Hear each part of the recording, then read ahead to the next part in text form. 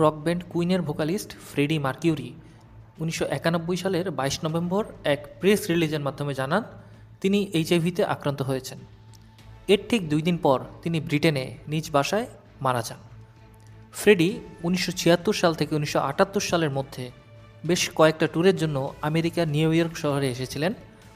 সেখানে গে নাইট ক্লাবে তার অনেক বন্ধু জুটে যায়।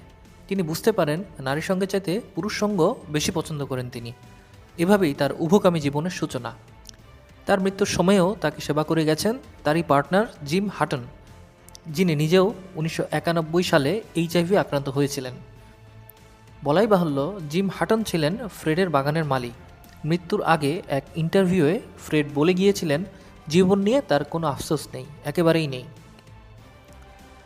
বাংলাদেশের ব্যাপারটা বলি, খুব সম্ভবত ২০০০ সালের দিকে বাংলাদেশে একজন মহিলা এইচআইভিতে আক্রান্ত হন।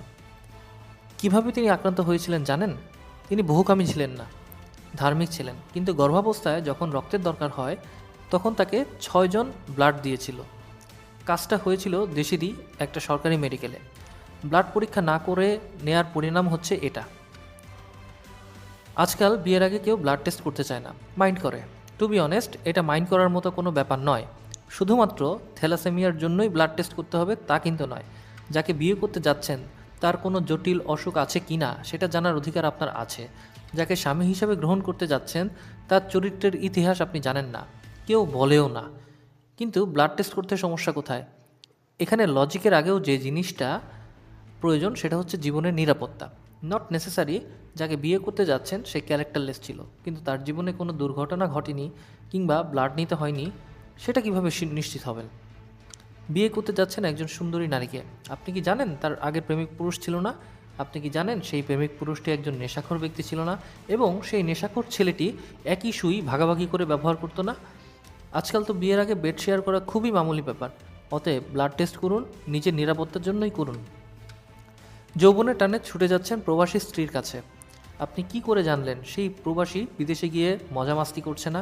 এরপর দেশে এসে স্ত্রীকেও মন ভরে ভালোবাসছে। আবার দেশের বাইরে চলে গেলেই আপনি মধু খেতে আসছেন।